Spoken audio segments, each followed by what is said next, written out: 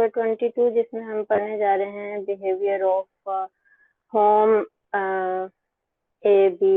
Home A B का जो module है इसे हमने पहले भी एक लेक्चर में पढ़ा था जिसमें हमने कहा था मॉड्यूल होमोमॉर्फिज्म। तो we will discuss behavior of home AB with respect to induced maps। induced maps के हिसाब से हम इसका behavior देखेंगे। exact sequences, direct sums and direct products, इन सब चीजों के लिए हम देखेंगे home R A B का क्या behavior है। Recall that if A and B are modules over a ring R, अगर A और B दोनों एक ring R के ऊपर modules हैं, then home R A B is the set of all R module homomorphisms F from A to B। के home और A B के अंदर जो है वो सारे के सारे R module homomorphisms होते हैं। कैसे homomorphisms? जो कि A से B तक डिफाइन किए जा सकते हैं। Hom R A B is an abelian group under addition. ये जो होम आर ए बी है ये अंडर एडिशन एबिलियन ग्रुप बन जाता है। ये सारी चीजें हम पहले पढ़ के आए हैं, लेक्चर नंबर तो मुझे याद नहीं है। तो जहाँ हमारे लेक्चर का टॉपिक ही ये था कि मॉड्यूल होमोमॉर्फिज्म। तो ये एक ऐसा मॉड्यूल है जिसके अंदर ए से बी तक के सारे होमोमॉर्फिज्म हैं।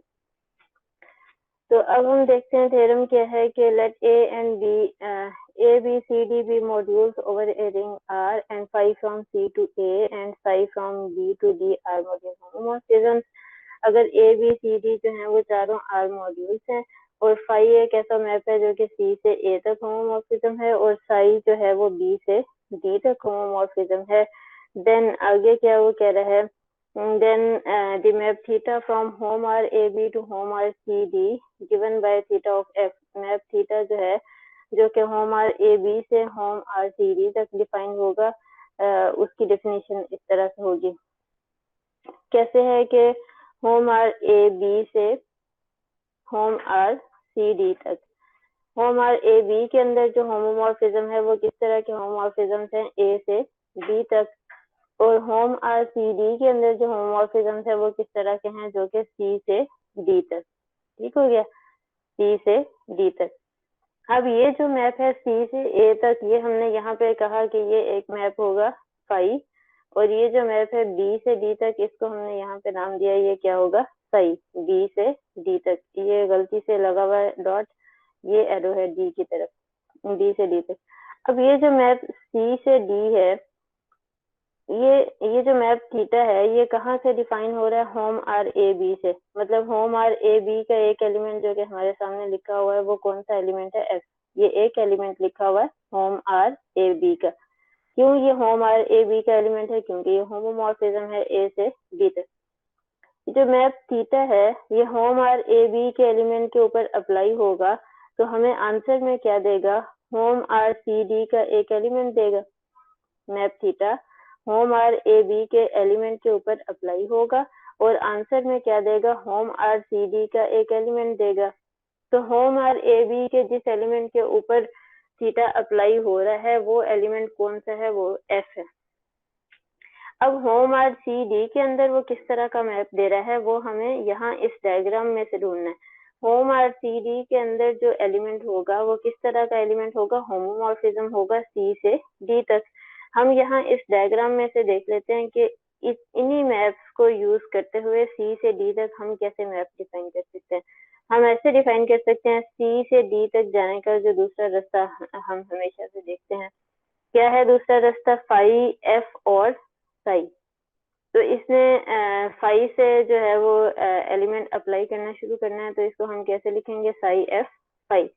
तो थीटा ऑफ एफ जो है ये इक्वल आ गया साई एफ फाई के। मतलब ये जो मैप थीटा है ये होम आर ए बी के एलिमेंट एफ के ऊपर जब अप्लाई होगा तो हमें आंसर में इस तरह का एक मैप देगा। ये वाला मैप हमने इस डायग्राम से देखा, ये कहाँ से शुरू हो रहा है, सी से, और कहाँ एंड हो रहा है, डी पे। अब ये जो मैप है थीटा ये भी एक होमोमॉर्फिज्म है। क्यों ये होमोमॉर्फिज्म है, क्योंकि ये कंपोजिशन ऑफ होमोमॉर्फिज्म है। एफ भी एक होमोमॉर्फिज्म था, फाई भी और साई भी। तो is a homomorphism of abelian group. यहाँ आगे इसका प्रूफ दिया हुआ है कि theta is well defined as it is composition of homomorphism. Well defined है क्योंकि ये होमोमॉर्फिज्म ही की कंपोजिशन है। फिर आगे हमने थीटा को होमोमॉर्फिज्म प्रूफ करना था, जो कि मैंने यहाँ पे किया हुआ है। होमोमॉर्फिज्म प्रूफ करने की अब तक आप लोगों की बहुत प्रैक्टिस होगी, तो आप इसको देख लीजिएगा, आसान है। नोट में ये लिखा है the map theta is denoted as hom phi psi. अब ये जो मैप थीटा है इसको इस तरह से नोट किया जाएगा, होम फाई साई। पहले तो हम ऐसे लिखते हैं कि थीटा इज ए मैप, जैसे यहाँ पे लिखा हुआ है, theta is a map from hom A B से होम सी डी तक। अब हम कह रहे हैं कि हम यहाँ थीटा के बजाय क्या लिखेंगे, मैप का नाम होम फाई साई, कि वो फाई और साई को मैप बनाते हुए यूज करता है। तो उसने कहा है कि थीटा को हम नाम देंगे होम फाई साई का, are called homomorphism induced by phi and psi. तो ये जो होम फाई साई है, हमें इसका नाम देखते ही पता चल जाएगा कि ये इंड्यूस हो रहा है फाई और साई को यूज करते हुए। So if B is equal to D, then induced map is अगर B और D इक्वल हो जाए तो फिर इंड्यूस्ड मैप जो है वो किस तरह का हो जाएगा। यहाँ पे A से B F है, ये मैंने ऊपर वाली ये डायग्राम लिखी, C से A तक फाई है, और यहाँ B से D तक, या B से D तक था या D से B तक, देख लेते हैं मैप साई। B से D तक हमारे पास मैप था साई, तो अब हमने D को क्योंकि ले लिया है इक्वल टू B, तो B से B तक जो हम मैप यूज करेंगे वो कैसा होगा, वो आइडेंटिटी मैप होगा। Then theta is equal to hom phi I B, मतलब आइडेंटिटी ऑफ बी। ये कहाँ से स्टार्ट हो रहा है, होम आर ए बी से होम सी बी तक, होम आर सी बी तक। यहाँ हमें इस डायग्राम से पता चल रहा है कि ये जो मैप थी theta is equal to hom phi identity of B है, ये असल में कहाँ से है, होम आर ए बी से होम आर सी बी तक। तो हम ये कहना चाह रहे हैं कि अगर हम b is equal to D ले लें, तो फिर ये जो मैप थीटा है इसको किस तरह से डिफाइन करेंगे, theta of f is equal to f into phi, कि ये फिर सिर्फ f और फाई की कंपोजिशन रह जाएगी। क्यों, क्योंकि आगे इसके क्या आना था, आइडेंटिटी ऑफ b। अब आइडेंटिटी मैप तो सारे एलिमेंट्स को अपने आप के ऊपर ही मैप कर देता है, इसलिए हमें वो लिखने की जरूरत नहीं है। हम क्या कहते हैं कि थीटा ऑफ f की किसके इक्वल आ गया, फाई, f इंटू फाई के, and is denoted by phi bar, और ये फाई बार से डिनोट किया जाएगा। बात यहाँ पे ये नोट करने वाली है कि यहाँ जब हमारे पास एक मैप था थीटा कहाँ से, होम आर ए बी से होम आर सी डी तक, होम आर ए बी से होम आर सी डी तक, तो हम ये कहते थे ये जो मैप थीटा है ये इंड्यूस हो रहा है किससे, फाई और साई से। अब हम ये बताना चाह रहे हैं कि अगर b इक्वल टू डी हो जाए, मतलब होम जो लिया जा रहा है वो a का b के साथ और c का फिर से b के साथ होम लिया जा रहा है, तो फिर हमारे पास क्या होगा, फिर क्योंकि ये वाला मैप जो है ये आइडेंटिटी बन जाएगा, तो फिर थीटा ऑफ f किसके इक्वल आ जाएगा, f इंटू फाई के इक्वल आ जाएगा, f इंटू फाई के इक्वल। तो फिर इस मैप को अब हम क्या कहेंगे, हम फाई के ऊपर बार डाल देंगे कि ये सिर्फ फाई से इंड्यूस हो रहा है। होम फाई आई बी लिखने के बजाय हम इस मैप को कैसे डिनोट कर देंगे, फाई के ऊपर बार डाल देंगे। If a is equal to C, अगर हम a को इक्वल टू सी ले लें तो फिर फाई जो है ये किसके इक्वल हो जाएगा, ये आइडेंटिटी ऑफ a बन जाएगा। क्योंकि हम ये कह रहे हैं कि c जो है इसकी जगह पे हम a ले लेते हैं, तो फिर ये जो मैप फाई है ये क्या मैप बन जाएगा, identity of a। Then induced map, तो फिर इंड्यूस्ड मैप में क्या बाकी बचेगा, hom identity of a and phi is from hom A B to hom A D. अगर पहला वाला मॉड्यूल दोनों में सेम हो जाए, यहाँ भी a है और यहाँ भी a है, दोनों में सेम हो जाए, तो फिर ये जो मैप थीटा है इसको हम कहेंगे ये सिर्फ साई से इंड्यूस होता है। Theta of f is equal to psi into F and denoted by psi bar, और फिर हम इसको साई बार से डिनोट करेंगे। नेक्स्ट हमारे पास थ्योरम है let R be a ring. ये हमारे पास एक एग्जैक्ट सीक्वेंस है of R modules if and only if for every R module D. अगर हर आर मॉड्यूल डी के लिए हमारे पास ये वाला जो सीक्वेंस है ये भी एग्जैक्ट सीक्वेंस बन जाए। अब ये देखो कि ये सिर्फ आर मॉड्यूल्स था, ये भी मॉड्यूल्स हैं, लेकिन ये किस तरह के मॉड्यूल्स हैं, जिनके अंदर होमोमॉर्फिज्म है। ये इन्हीं मॉड्यूल से इंड्यूस हुए हुए मॉड्यूल्स हैं। होम आर डी ए से होम आर डी बी तक और होम आर डी बी से होम आर डी सी तक, यहाँ पे जो मैप है ये 5 बार होगा, यहाँ पे मैप 5 है और यहाँ पे मैप 5 बार। ये 5 बार हमने देखा पीछे रिमार्क्स में, ये जो 5 बार है ये असल में इसी 5 से इंड्यूस हो रहा है, और इसी तरह यहाँ पे मैप है 5 बार, ये क्या है, ये इसी मैप 5 से इंड्यूस हो रहा है। हम इस थ्योरम में ये कह रहे हैं कि अगर हमारे पास ये एग्जैक्ट सीक्वेंस है तो ये इंड्यूस्ड मॉड्यूल्स और इंड्यूस्ड मॉड्यूल होमोमॉर्फिज्म्स का जो सीक्वेंस बनेगा ये भी एग्जैक्ट सीक्वेंस बनेगा। इफ एंड ओनली इसकी स्टेटमेंट है कि अगर ये सीक्वेंस एग्जैक्ट है तो ये एग्जैक्ट होगा, अगर ये सीक्वेंस एग्जैक्ट है तो ये एग्जैक्ट होगा। यहाँ मैंने इसका प्रूफ दिया हुआ है,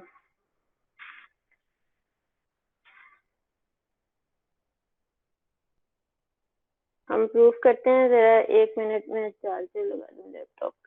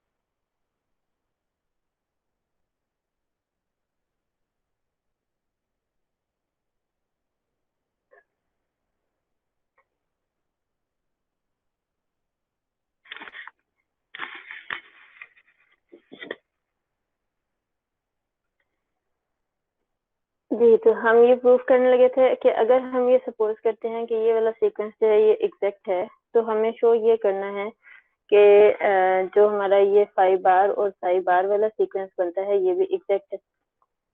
तो सीक्वेंस के एग्जैक्ट होने की डेफिनेशन क्या है, मतलब हमें प्रूफ क्या करना है? सबसे पहले तो हमें ये प्रूफ करना है कि ये जो 5 बार है ये 1 to 1 है, इस साइड पे 0 है, तो हमें ये शो करना है कि ये जो 5 बार है ये 1 to 1 है।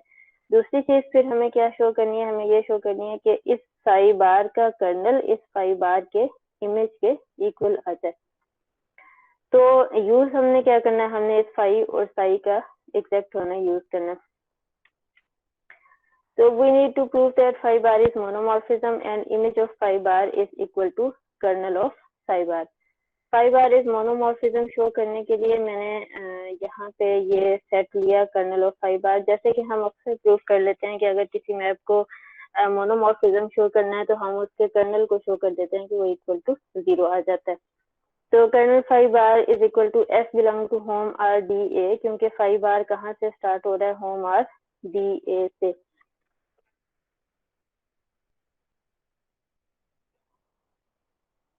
जैसे ये हमारे पास कि 5 बार कहाँ से स्टार्ट हो रहा है, होम आर डी ए से। तो f belong to hom R D A such that 5 bar of f is equal to 0, के 5 बार ऑफ f जो है वो इक्वल टू 0 हो कर्नल की डेफिनेशन के अकॉर्डिंग, क्योंकि ये मैप 5 बार है और ये इस f के ऊपर अप्लाई हो तो आंसर हमें 0 दे दे। f belong to hom R D A such that 5 into F is equal to 0, जैसा कि अभी हम ऊपर प्रूफ करके आए हैं कि ये जो 5 बार है जब ये f के ऊपर अप्लाई होगा तो वो 5 इंटू एफ दे देगा, इंड्यूस्ड होमोमॉर्फिज्म जिसे हमने नाम दिया था।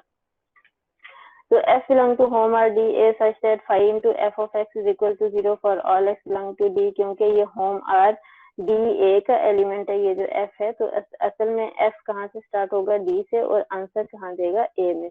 तो 5 into F of X is equal to 0। f belong to home or DA such that f of x is equal to 0 for all x belong to D। क्यों? क्योंकि ये जो phi है ये 1 to 1 है। phi 1 to 1 कैसे है, जैसा कि हमारे पास इस वाले सीक्वेंस को हमने सपोज किया हुआ है कि ये एग्जैक्ट है, तो हमें पता है कि ये जो phi है ये 1 to 1 है। एग्जैक्टनेस का जो हमने लेक्चर पढ़ा था वहां पे हमने ये बातें प्रूव की थी कि अगर इस साइड पे 0 हो तो ये वाला जो मैप है ये 1 to 1 मतलब मोनोमॉर्फिज्म होता है, और अगर इस साइड पे अगर 0 हो तो ये वाला मैप जो है ये एपीमॉर्फिज्म होता है। तो हमारे यहाँ इस साइड लेफ्ट साइड पे 0 है तो ये जो लेफ्ट वाला मैप है ये मोनोमॉर्फिज्म। तो हमने फाई का 1 to 1 होना यूज किया और यहाँ से हमें ये पता चला कि f of x is equal to 0 for all x belong to D। तो इसका मतलब है कि ये जो f मैप है ये कैसा मैप है, 0 मैप है। तो हमने कर्नल ऑफ फाई बार को शो कर दिया कि ये 0 है, सो फाई बार इज मोनोमॉर्फिज्म। अब हमें क्या शो करना है कि इमेज ऑफ फाई बार जो है वो इक्वल है कर्नल ऑफ फाई बार के। तो इमेज ऑफ फाई बार में से हमने एक एलिमेंट, बोथ कंटेनमेंट हम शो कर देंगे ना। इमेज ऑफ फाई बार में से हमने एक एलिमेंट ले लिया जिसको हमने f का नाम दिया। So there it is G belong to hom R D A. Hom R D A में एक मैप होगा सच दैट कि इसके ऊपर फाई बार अप्लाई हो तो आंसर में हमें f मिल जाए। इमेज में है ना ये f, इस वजह से इमेज में होने की वजह से हमें पता है कि पीछे वाले सेट में कोई एक मैप होगा G सच दैट कि इसके ऊपर फाई बार अप्लाई करें तो आंसर में हमें f मिल जाए। नाउ यूजिंग एग्जैक्टनेस ऑफ, इसकी एग्जैक्टनेस को यूज करते हुए हमें पता है कि साई इंटू फाई जो है ये इक्वल टू 0 आ जाएगा। ये बात भी हम पीछे प्रूव करके आए हैं कि अगर हमारे पास सीक्वेंस एग्जैक्ट हो, शायद मैंने आपको असाइनमेंट या एक्सरसाइज का क्वेश्चन दिया था कि आपने ये शो करना है कि साई इंटू फाई जो है ये इक्वल टू 0 आ जाता है।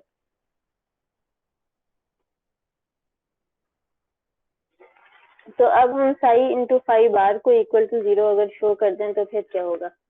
This implies that psi bar into phi bar into g of g is equal to psi bar into phi into g, क्योंकि phi bar of g जो है ये इक्वल आ जाता है phi into g के, जैसे हम ऊपर रिमार्क्स में ये बात प्रूफ करके आए हैं इंड्यूस्ड मैप होने की वजह से। फिर psi bar को जब अप्लाई करेंगे तो ये क्या बन जाएगा, psi into phi into g। अब हम इसको इस तरह से लिख सकते हैं psi into phi, आगे हमने g को अलग कर दिया, psi into phi चाहिए क्योंकि इक्वल टू 0 है तो 0 of g, तो 0 इंटू जी जो है वो इक्वल आ गया 0 के। तो हमने ये शो कर दिया कि फाई बार इंटू फाई बार इक्वल आ गया 0 के। तो यहाँ से हमें क्या पता चला कि फाई बार ऑफ जी जो एलिमेंट है ये किस में चला गया है, कर्नल फाई बार में। फाई बार ऑफ जी अगर कर्नल फाई बार में है तो हमने इसको ऊपर शो किया था कि फाई बार ऑफ जी किसके इक्वल है, एफ के इक्वल है। ये जैसे इमेज का एलिमेंट होने की वजह से phi bar of G is equal to F. तो f जो है वो किस में चला गया है, f चला गया है कर्नल ऑफ साई बार में। f को हमने एलिमेंट लिया था इमेज फाई बार का और वो चला गया कर्नल साई बार में। तो क्या पता चला कि इमेज फाई बार जो है ये कंटेन कर गया कर्नल साई बार में। अब दूसरी कंटेनमेंट के लिए हम क्या करेंगे, कर्नल साई बार में से एक एलिमेंट लिया। This implies that psi bar of G is equal to 0। This implies that psi into G is equal to psi bar की डेफिनेशन के according psi into G equal to 0। This implies that image G contained in kernel psi। Simply हमें यहाँ से नजर आ रहा है कि ये G जो है वो G के ऊपर हम psi अप्लाई करें तो आंसर 0 आ रहा है। तो इसका मतलब है हमें क्या पता चला कि इमेज G का जो सेट है वो असल में कर्नल psi में कंटेन कर रहा है। इसी वजह से psi जब G के ऊपर अप्लाई हो रहा है तो आंसर 0 दे रहा है। और कर्नल psi जो है ये किसके इक्वल है, इमेज phi के इक्वल है। क्यों? क्योंकि हमें पता है कि ये वाला सीक्वेंस जो है ये एग्जैक्ट है, फाई और साई वाला जो सीक्वेंस है ये वाला सीक्वेंस जो है ये एग्जैक्ट है। तो हमारे पास क्या होगा, इमेज जी कंटेन कर रहा है कर्नल साई में और कर्नल साई जो है ये इक्वल है इमेज फाई के। तो क्या पता चला कि इमेज जी कंटेन करता है इमेज फाई में। सिंस फाई इज मोनोमॉर्फिज्म, क्योंकि फाई मोनोमॉर्फिज्म है, तो phi from A to image phi is isomorphism. तो अगर हम साई को ए से बी की बजाय ए से इमेज फाई तक ले रहे हैं तो ये साई क्या बन जाएगा, ये आइसोमॉर्फिज्म बन जाएगा। जाहिर है इमेज तक जो मैप जाता है वो ऑन टू मैप तो बन जाता है। तो मोनोमॉर्फिज्म तो वो पहले ही था, यहाँ ऑन टू बना तो वो क्या बन गया, आइसोमॉर्फिज्म। देन अब हम क्या कह रहे हैं, डी से इमेज जी तक जो मैप है वो जी है, फिर इमेज जी से इमेज फाई तक जो मैप है ये आई है, और फिर इमेज फाई से, जाहिर है क्योंकि इमेज जी कंटेन कर रहा है इमेज फाई में तो यहाँ हम इंक्लूजन मैप डिफाइन कर सकते हैं। फिर इमेज फाई से ए तक जो मैप है वो फाई इनवर्स है, क्यों? क्योंकि फाई आइसोमॉर्फिज्म है, तो आइसोमॉर्फिज्म मतलब 1 to 1 भी है और ऑन टू भी है, तो हम उसका इनवर्स मैप जो है वो ले सकते हैं। तो अब अगर हम देखें डी से ए तक हमें एक मैप मिल गया है जो कि किस फॉर्म का है, फाई इनवर्स आई इंटू जी की फॉर्म का, इसको हमने एच का नाम दे दिया। तो क्या हो रहा है कि then H belongs to hom R D A and G जो है वो इक्वल है फाई इंटू एच के। यहाँ से ही हम निकाल सकते हैं I G is equal to phi into H, और आई की उनकी आइडेंटिटी है तो हम ये लिख सकते हैं जी इक्वल है फाई इंटू एच के। सो फाई एच जो है इसको हम लिख सकते हैं फाई बार ऑफ एच, क्योंकि फाई बार की डेफिनेशन यूज है, this implies that G belongs to image of phi bar. तो हेंस कर्नल फाई बार जो है वो कंटेन कर गया इमेज फाई बार में, तो दोनों कंटेनमेंट शो हो गई। So kernel phi bar is equal to image of phi bar. अब हमने अगर एक सीक्वेंस को एग्जैक्ट सपोज किया था तो दूसरे को प्रूव कर दिया कि वो एग्जैक्ट है। अब कन्वर्सली हम सपोज ये करते हैं कि ये वाला सीक्वेंस एग्जैक्ट है और शो हमने ये करना है कि ए बी और एफ और फाई और साई वाला जो सीक्वेंस है वो एग्जैक्ट होगा। Let D is equal to kernel phi. अब इसमें जो है ना, क्योंकि हम ये कहते हैं कि ये वाला सीक्वेंस अगर हमने सपोज किया है कि एग्जैक्ट है तो ये हर मॉड्यूल डी के लिए एग्जैक्ट होगा। अब डी की जगह पे हम अपने प्रूफ को करने के लिए हर दफा डी की जगह पे कोई भी मॉड्यूल ले सकते हैं, क्योंकि डी की जगह पे कोई भी मॉड्यूल हो, अगर ये सीक्वेंस एग्जैक्ट है तो इसका मतलब है हर डी मॉड्यूल के लिए ये सीक्वेंस एग्जैक्ट है। डी को आप कर्नल फाइल ले लें, डी की जगह पे आप कोई सेट ऑफ इंटीजर्स ले लें, डी की जगह पे कुछ भी ले लें, हम ये कहेंगे कि अगर ये सीक्वेंस एग्जैक्ट है तो हर डी के लिए ये एग्जैक्ट है। तो अब अगर हमने डी को ले लिया है इक्वल टू कर्नल फाई, हम असल में क्या अब शो करना चाह रहे हैं कि ये वाला जो सीक्वेंस है ये एग्जैक्ट सीक्वेंस है। कौन सा वाला? अभी हम देखते हैं डायग्राम में कि ये वाला सीक्वेंस 0 से ए से बी और बी से सी, यहाँ पे मैप्स हैं फाई और साई, इनको हम शो करना चाह रहे हैं कि एग्जैक्ट सीक्वेंस है। तो इसको शो करने के लिए हमने सपोज कर लिया कि डी को हमने ले लिया equal to kernel phi, then I जो है हम इंक्लूजन मैप ले सकते हैं डी से ए तक।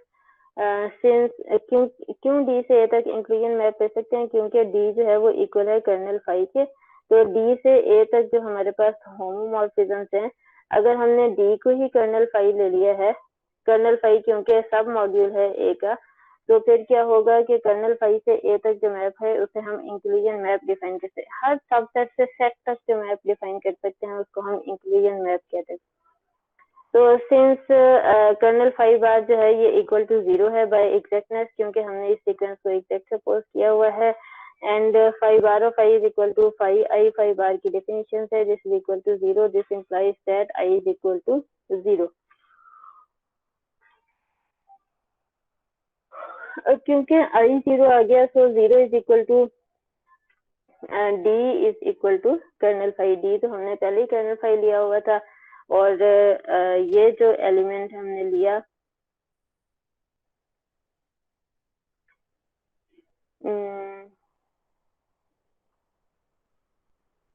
This implies that 0 is equal to d is equal to kernel phi.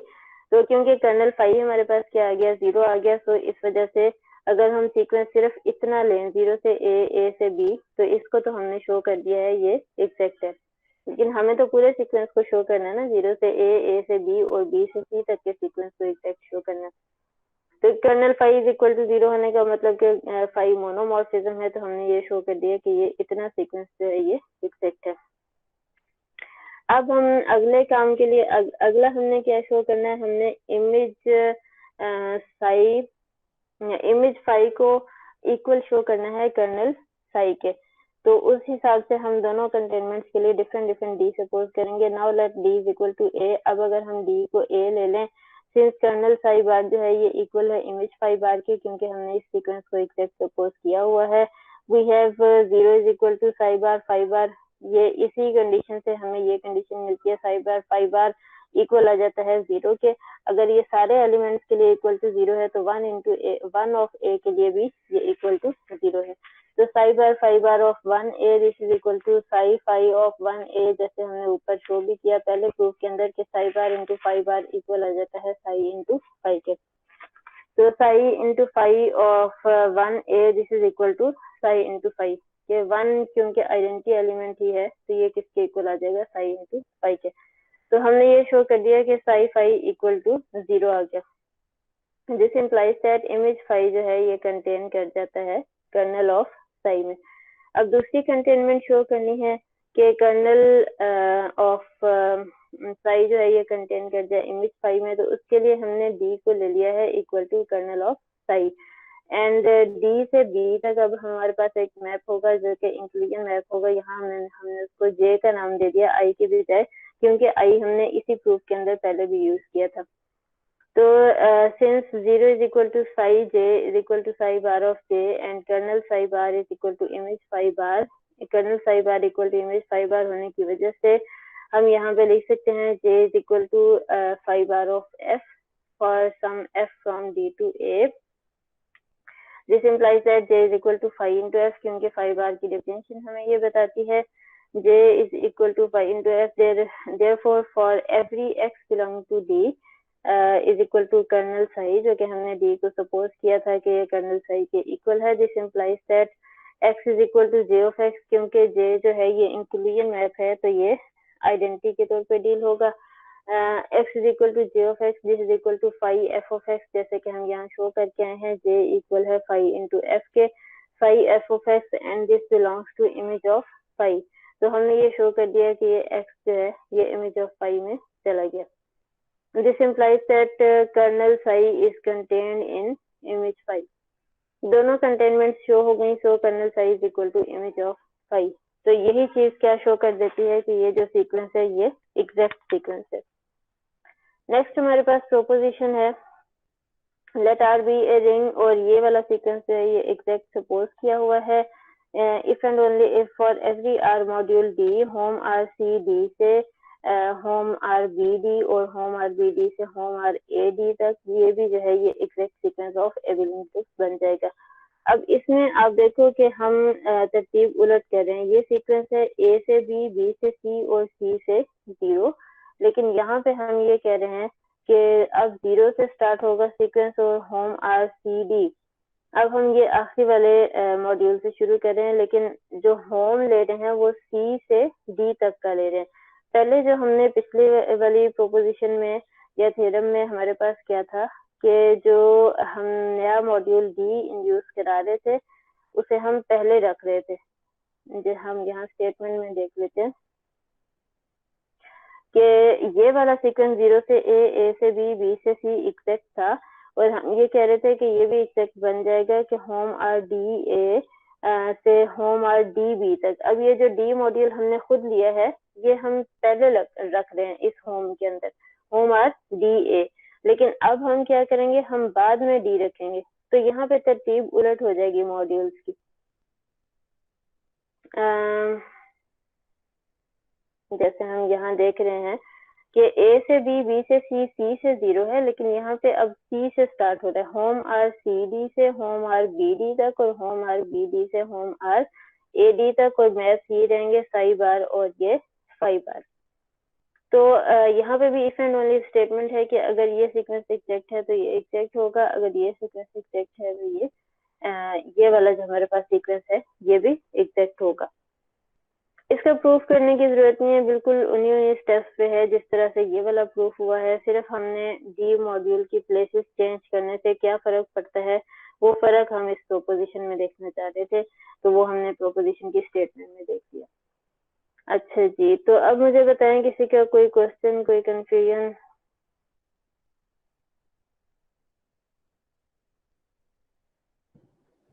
नहीं मैम, अभी तो